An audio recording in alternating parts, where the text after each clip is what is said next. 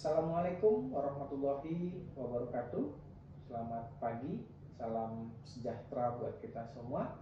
Om Swastiastu, Namo Buddhaya, salam kebajikan.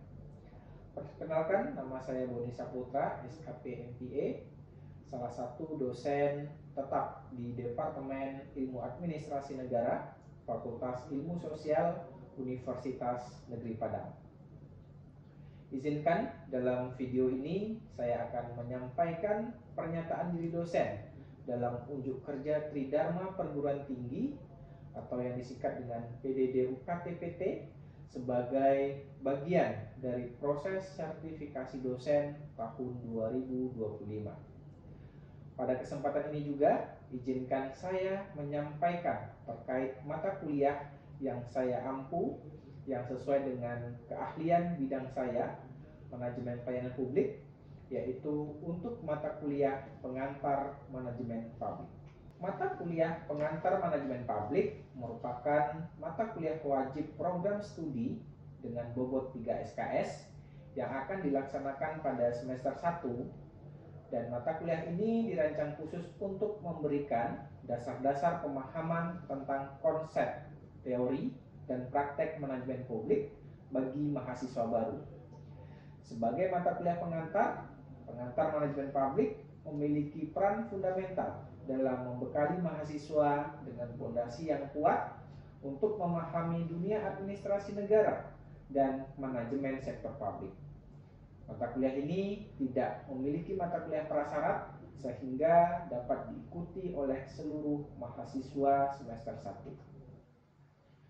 Capaian pembelajaran mata kuliah ini dirancang secara komprehensif sehingga setelah menyelesaikan mata kuliah ini, mahasiswa diharapkan memiliki pemahaman yang mendalam tentang konsep, fungsi, evolusi, dan teori manajemen publik.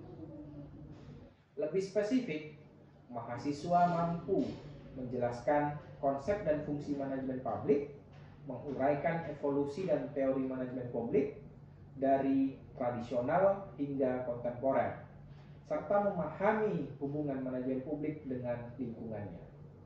Selain itu, mahasiswa akan memahami peran dan fungsi kepemimpinan di sektor publik, menguasai konsep manajemen sumber daya manusia dalam konteks sektor publik, dan memahami pentingnya etika dan akuntabilitas dalam manajemen publik. Pada tingkat yang lebih tinggi, mahasiswa akan mampu menentukan proses perencanaan dan pengambilan keputusan dalam manajemen publik, mengidentifikasi tantangan kontemporer, dan mengaplikasikan teori melalui studi kasus nyata.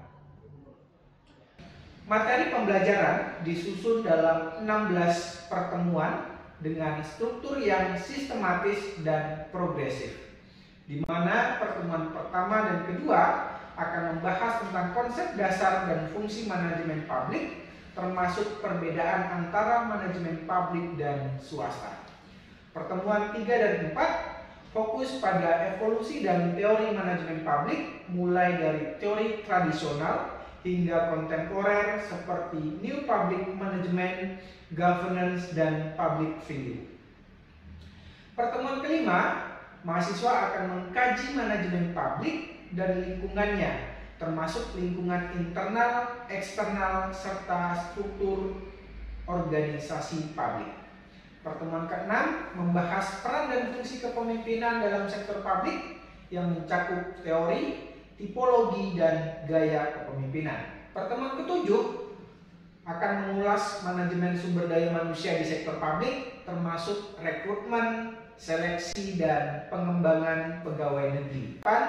Mahasiswa memasuki ujian tengah semester, dan di pertemuan ke-9 akan membahas tentang etika dan akuntabilitas dalam manajemen publik, termasuk prinsip-prinsip etika dan upaya pencegahan korupsi. Pertemuan 10 fokus pada perencanaan dan pengambilan keputusan strategis di sektor publik. Pertemuan 11 dan 12 mahasiswa akan menganalisis tantangan kontemporer seperti globalisasi, digitalisasi, e-government, dan manajemen krisis. Pertemuan 13 sampai 15 dedikasikan untuk studi kasus dan aplikasi manajemen publik melalui analisis kasus dan simulasi. Di mana pada pertemuan 13-15 di sini mahasiswa masuk kepada pembelajaran bersifat project based learning. Dan terakhir di pertemuan ke-16 adalah ujian akhir semester. Pembelajaran mata kuliah ini didesain dengan 3 komponen utama yang saling terintegrasi. Yang pertama ada delivery atau penyampaian materi. Bentuknya berupa kuliah interaktif dengan metode ceramah yang dikombinasikan dengan presentasi multimedia. Materi yang disampaikan melalui tatap muka di kelas dengan estimasi waktu 3 kali 50 menit per pertemuan dan dilengkapi dengan platform e-learning UNP atau Smile UNP sebagai media pendukung pembelajaran berbasis digital. Metode yang kedua adalah interaction atau interaksi pembelajaran. Bentuknya meliputi presentasi mahasiswa dan tanya jawab interaktif, diskusi kelompok untuk menganalisis kasus-kasus manajemen publik, serta penugasan flipped classroom di mana mahasiswa ditugaskan membaca dan meringkas materi sebelum pertemuan. Interaksi ini dirancang untuk membangun pemahaman yang lebih mendalam melalui pembelajaran aktif. Komponen yang ketiga adalah asesmen atau penilaian. Bentuknya terdiri dari penilaian partisipasi menggunakan lembar checklist dengan skala lemah hingga luar biasa, catatan ringkasan materi dari sumber bacaan, tugas dan kuis berskala, serta ujian tengah dan akhir semester. Penilaian ini bersifat berkelanjutan dan komprehensif untuk mengukur pencapaian learning outcome. Sistem penilaian mencakup 5 komponen: partisipasi atau produk atau proyek dengan bobot 50%, tugas 10%, kuis 5%, ujian tengah semester 15%, dan ujian akhir 20%. Penilaian partisipasi menggunakan skala dari skala lemah hingga luar biasa dengan kriteria yang jelas mulai dari kemampuan merespon tepat waktu hingga memberikan solusi yang tepat dan sesuai. Referensi utama yang digunakan dalam mata kuliah ini mencakup karya-karya terkini para ahli manajemen publik tingkat internasional dan nasional. Referensi pendukung juga meliputi peraturan perundang-undangan, jurnal nasional dan internasional, serta media pembelajaran digital lainnya. Saya berharap mata kuliah pengantar manajemen publik ini dapat memberikan fondasi yang kuat bagi perjalanan akademik mahasiswa program studi ilmu administrasi negara. Mari kita wujudkan pembelajaran yang aktif, kritis, dan aplikatif untuk mempersiapkan diri sebagai calon administrator publik yang profesional. Video pembelajaran di kelas akan ditampilkan berikut ini. Assalamualaikum warahmatullahi wabarakatuh. Waalaikumsalam warahmatullahi wabarakatuh. Selamat sore mahasiswa sekalian. Sore. Bagaimana kabarnya hari ini? Ya, baik ya. Baik, rekan-rekan mahasiswa sekalian, jumpa kembali kita di mata kuliah pengantar manajemen publik ya, di mana minggu ini adalah minggu kedua kita. Minggu lalu kita sudah bertemu juga ya, membahas tentang pengertian dan konsep tentang manajemen publik. Baik mahasiswa sekalian, sebelum kita memasuki perkuliahan, alangkah baiknya kita berdoa ya. Silakan berdoa menurut agama dan kepercayaan masing-masing. Berdoa dimulai. Berdoa selesai. Baik mahasiswa sekalian, seperti biasa mengawali daripada kegiatan perkuliahan kita, silakan kita absen terlebih dahulu ya. Seperti biasanya kita sudah menggunakan absen menggunakan Smile ya, Smile UNP. Silakan dibuka handphonenya untuk mengambilkan absen secara online. Sudah? Sudah. Baik, rekan-rekan mahasiswa, mengingat perkuliahan minggu lalu kita sudah sudah berbicara atau sudah membahas tentang pengertian dan konsep manajemen publik. Ada yang masih ingat tentang materi kita minggu lalu? Ya, silakan. Bukan namanya dan NIM-nya. Assalamualaikum warahmatullahi wabarakatuh. Perkenalkan, saya Winda Lena Putri dengan NIM 210422225. Pemahaman saya mengenai manajemen publik. Manajemen publik merupakan suatu proses perencanaan, pengorganisasian, pelaksanaan, dan juga pengawasan kebijakan serta program-program yang telah dilakukan oleh lembaga-lembaga pemerintah ataupun organisasi sektor publik untuk menciptakan dan mencapai suatu tujuan yang telah ditetapkan demi kepentingan masyarakat. Ya, bagus sekali. Ada yang ingin menambahkan? Sedikit menambahkan, Pak, saya Sarah Erika. Fokus utama dari manajemen publik ini adalah kepada pelayanan masyarakat dalam pelaksanaan kebijakan negara dengan memperhatikan kepentingan umum. Ya, baik, terima kasih ya. Jadi dari apa yang sudah disampaikan oleh beberapa teman Anda, berarti masih mengingat ya materi sebelumnya terkait tentang konsep dan pengertian manajemen publik. Nah, untuk hari ini merupakan pertemuan kedua dan itu lanjutan dari materi kita sebelumnya yang akan membahas tentang evolusi dan teori manajemen publik. Nah, di mata kuliah ini ada capaian pembelajaran yang harus kita capai. Yang pertama, diharapkan nanti mahasiswa itu mampu memahami secara komprehensif perkembangan historis. Ya, jadi di dalam perkembangan manajemen, ya, terutama manajemen publik itu mengalami evolusi. Ya, jadi itu mahasiswa harus mampu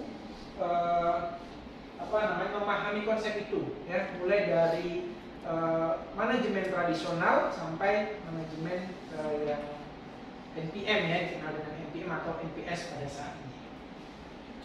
Kemudian mahasiswa juga mampu memahami perkembangan dari tahap tradisional ke kontemporer itu. Kemudian mahasiswa lebih dalamnya mampu menganalisis paradigma yang mempengaruhi terhadap konsep-konsep administrasi publik. Nah, itu nanti tujuan yang akan kita capai dalam sistem pembelajaran ini. Tadi teman Anda sudah menyampaikan bahwa ketika kita berbicara manajemen publik ya, juga tadi disampaikan oleh teman Anda bahwa memadukan antara ilmu administrasi publik dengan manajemen ya. Di dalam manajemen itu kita mengenal mengenal seorang ahli dalam ilmu manajemen ya, Henry Fayol ya. Pernah mendengar? Fayol ya. Ketika kita berbicara manajemen kita akan mengingat ahli itu. Nah, di dalam konteks itu ada konsep ya atau dasar dari manajemen itu yang dikenal dengan QUAX. Ada yang tahu QUAX? Planning, organizing, actuating, dan controlling ya. Jadi QUAX itu ya planning, ada apa? Perencanaan, kemudian organizing, pengorganisasian, ada actuating, pengendalian, kemudian ada controlling. Di dalam manajemen publik kita juga akan berbicara tentang itu ya. Jadi sebenarnya konsep manajemen dengan manajemen publik itu ya sedikit memindahkan konsep aja antara swasta dan publik ya, antara private dan publik. Nah, lalu kita akan melihat seperti apa evolusi paradigma yang terjadi itu ya, terutama terhadap pergeseran paradigma arah pengembangan manajemen publik itu mulai dari konteks yang tradisional sampai ke kontemporer ya. Nah, mungkin mahasiswa sekalian pernah mendengar dengan istilah OPA. Tahu OPA? Tahu ya? Ini bukan OPA Korea itu ya. Jadi dalam pengembangan manajemen publik itu dikenal dengan istilah All Public Administration. Nah, itu ada di era klasik. Ya, yang pertama apa karakteristiknya adalah mengutamakan struktur birokrasi yang hierarkis. Jadi pelayanan itu, birokrasi itu sifatnya hierarkis atau hierarkis. Apa itu hierarkis? Dari Nah, apa itu? Berjenjang, ya, dari atas ke bawah. Sifatnya itu lebih kepada prosedural, ya, prosedural, harus sesuai dengan prosedur. Jadi sesuatu itu dilakukan atas prosedur, ya. Itu karakteristik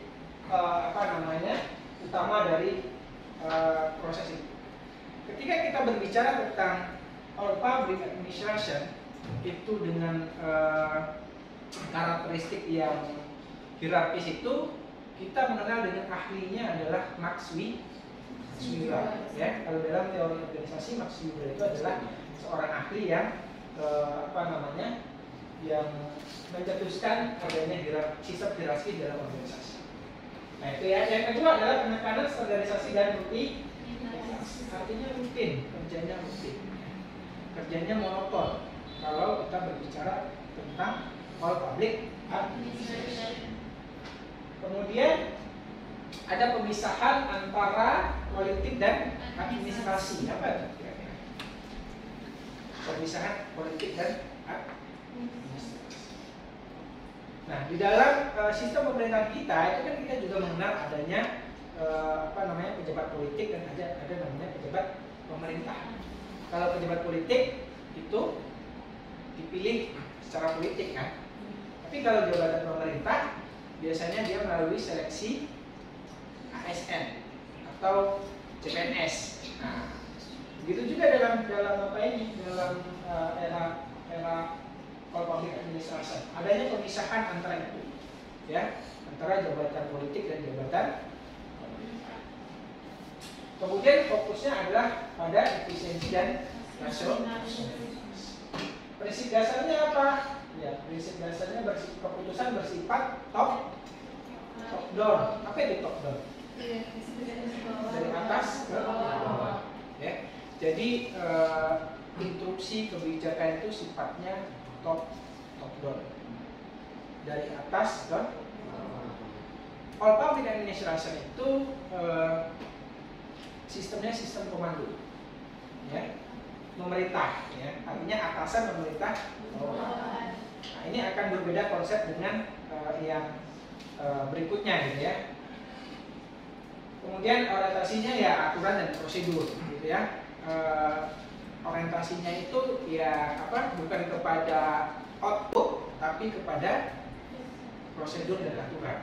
Kalau aturannya tidak seperti itu ya output itu tidak menjadi tolak ukur tapi aturan. Kemudian pengaruh globalisasi dan kompetisi global. Ini tentunya ketika negara lain sudah berbicara teknologi gitu kan, jangan kita masih mengurusin pelayanan administrasi yang masih sifatnya tradisional gitu ya kan. Orang sudah berbicara tentang teknologi ya kan, tentang AI gitu kan. Bisa jadi nanti pelayanan publik itu sudah dilayani dengan menggunakan AI. Ya kan? Tidak tertutup kemungkinan. Ya kan? Misalkan sekarang aja contohnya dalam layanan CS. Tahu CS? Nah, servis mbak-mbak yang suara merdu kan? Ketika kita menelpon ada mbak-mbak suara merdu, nah itu AI itu yang berbicara. Ya, jadi nggak ada lagi. Jadi 24 jam dia mampu untuk bekerja. Nah, jadi besok manusia udah nggak digunakan lagi, kan? Itu salah satu contoh kecilnya aja. Atau kalau di bank, beberapa bank itu sekarang sudah tidak melayani store tunai. Jadi teller itu sebagian bank sudah meniadakan. Kenapa? Karena sudah ada ATM store tunai. Jadi walau 24 jam yang mungkin ada duitnya kan, nah kita bisa melakukan store. Pelayanan publik di kemudian hari juga mungkin akan arahnya ke sana ya. Walau ya kan, itulah yang disebut dengan perkembangan evolusi. Suatu saat pasti akan berubah ya. Nah, kemudian paradigma yang ketiga Nah, kita sebut dengan yang namanya NPS. Apa itu NPS? Public Service. Service. Nah, ini juga terjadi kritikan terhadap NPM tadi, ya, bahwa orientasi kepada NPS ini adalah orientasi kepada layanan. Nah, dikembalikan ke marwah dari manajemen pelayanan publik itu sendiri. Kemudian di dalam NPS itu yang paling penting itu adanya keterlibatan warga. Apa itu keterlibatan warga? Adanya partisipasi. Apa itu partisipasi? Ikut. Contohnya dalam hal apa masyarakat harus ikut serta? Pemilu. Oke, apa lagi? Penetapan kebijakan sangat penting sekali masyarakat dilibatkan. Dalam apa lagi? Pernah mendengar musrenbang? Musyawarah rencana pembangunan, ya. Musrenbang itu seharusnya melibatkan masyarakat. Kenapa? Karena yang akan dibangun itu kan untuk kepentingan masyarakat. Yang mengetahui kebutuhan masyarakat adalah masyarakat itu sendiri. Makanya penting, ya, penting diajak musyawarah masyarakat itu. Ditanya apa kira-kira yang menjadi kebutuhan, ya kan? Yang selama ini dalam proses tradisional kan enggak, lebih bersifat sentralistik yang tadi kita sampaikan, lebih bersifat top. Kalau kita berbicara NPS, kita berbicara button. Apa itu button up? Aspirasi itu muncul dari bawah, ya. Aspirasi itu muncul dari masyarakat. Kenapa? Karena negara itu untuk melengkapi kebutuhan masyarakat. Negara hadir untuk masyarakat. Jadi apa yang menjadi keluhan masyarakat, negara harus mampu untuk memberikan layanan kepada masyarakat. Ya. Oke, sampai di sini ada yang ingin bertanya terkait materi kita? Ya, silakan sebutkan nama. Perkenalkan, nama saya Divya Kaulian Manto. Saya dari pemaparan materi tadi, saya ingin bertanya Pak mengenai tantangan yang ada di dalam paradigma NPS ini, Pak. Oke, baik. Apa tantangannya kan gitu ya? Kalau kita berbicara NPS itu kan orientasinya adalah pelayanan, kembalikan kepada masyarakat. Apa tantangannya? Apalagi saat sekarang ini kita sudah masuk era modern, ya, seperti yang saya sampaikan tadi, kita sudah melewati revolusi industri 4.0 gitu ya, bahkan juga sudah 4.5, bahkan sekarang ini kita memasuki era AI. Apa itu AI? Artificial Intelligence. Tantangannya utamanya apa gitu ya? Nah, yang pertama, Indonesia itu negaranya sangat luas, ya kan? Artinya mau nggak mau Indonesia harus siap juga tuh. Kalau enggak tertinggal dengan masyarakat luar atau dunia luar gitu. Suatu sisi negara kita itu masih dalam keterbelakangan. Nah, ini salah satu tantangan utamanya. Ya, tantangan utama adalah bagaimana pemerintah itu harus bisa mengakomodasi, ya, pelayanan baik yang bersifat AI tadi maupun yang konvensional. Artinya lebih disarankan untuk menggunakan hybrid. Kenapa kita tidak bisa menggunakan full elektronik, juga tidak bisa, full tradisional juga tidak bisa. Artinya harus mengakomodasi. Nah, ini yang menjadi tantangan penting, ya. Yang kedua adalah manajemen SDM-nya, ya. Ketika alatnya canggih, SDM-nya itu tidak mampu menggunakan teknologi yang canggih, itu juga tidak bisa, ya kan? Yang kedua juga harus diiringi dengan masyarakat yang cerdas. Baik, mahasiswa sekalian, saya akan membagi Anda beberapa kelompok, ya. Nanti kita akan membahas terkait beberapa permasalahan dengan perkembangan paradigma ini. Ada 8, berarti ada sekitar 4 kelompok. Oke ya? Oke, baik, rekan-rekan mahasiswa, silakan salah satu kelompok untuk menyampaikan hasil diskusinya. Siapa kelompok siapa? Ya, kelompok 2 silakan.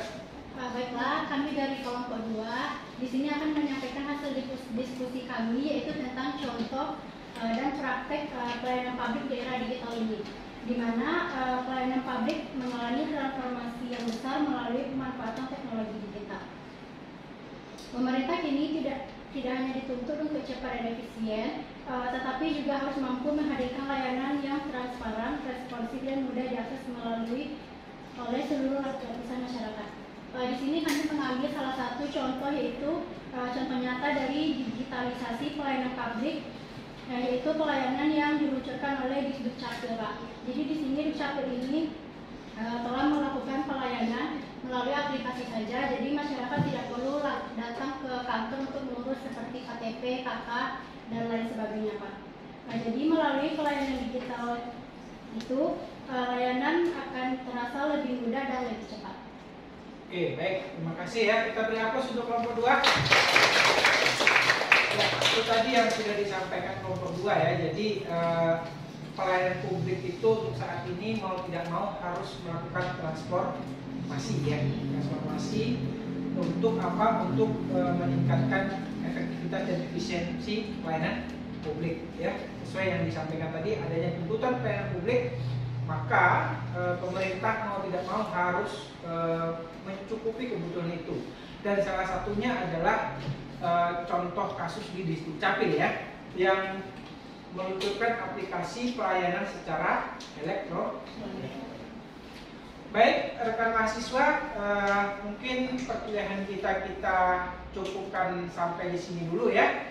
Di depan, insya Allah kita berjumpa lagi di pertemuan ketiga. Sebelum kita tutup, silakan salah satu yang bisa menyimpulkan dari materi kita hari ini. Sebelum kita akhiri perkuliahan kita, silakan siapa di antara mahasiswa yang bisa menyimpulkan apa perkuliahan kita di hari ini. Ada yang bisa? Oke, silakan. Baiklah, saya Nirina Putri akan menyimpulkan apa saja hasil dari perkuliahan kita pada sore hari ini. Di mana kesimpulannya, manajemen publik merupakan proses pengelolaan sumber daya oleh lembaga pemerintah ataupun organisasi sektor publik untuk memberikan pelayanan yang lebih efektif, efisien, transparan, dan juga akuntabel kepada masyarakat. Berbeda dengan manajemen bisnis yang berorientasi pada keuntungan, manajemen publik lebih menekankan pada kepentingan umum dan juga kepentingan masyarakat terkait pelayanannya. Dengan demikian, manajemen publik memiliki peran penting dalam mewujudkan tata kelola pemerintahan yang baik serta meningkatkan kesejahteraan masyarakat secara menyeluruh. Oke, baik. Itu tadi yang sudah disimpulkan oleh Mananda ya terkait materi kita pada sore hari ini. Closing statement dari saya, jadi pelayanan publik itu bersifat elastis ya, tidak kaku, akan terjadi evolusi sesuai dengan perkembangan zaman ya. Artinya apa yang terjadi hari ini di kemudian hari mungkin akan bisa berubah konteksnya sesuai dengan perkembangan zaman. Evolusi ini akan terus terjadi. Jika kita sudah mempelajari evolusi pelayanan publik itu mulai dari all public administration, kemudian new public management, serta new public service, bisa jadi beberapa tahun kemudian konsep atau evolusi ini akan terus berkembang sesuai dengan perkembangan zaman dan kebutuhan masyarakat.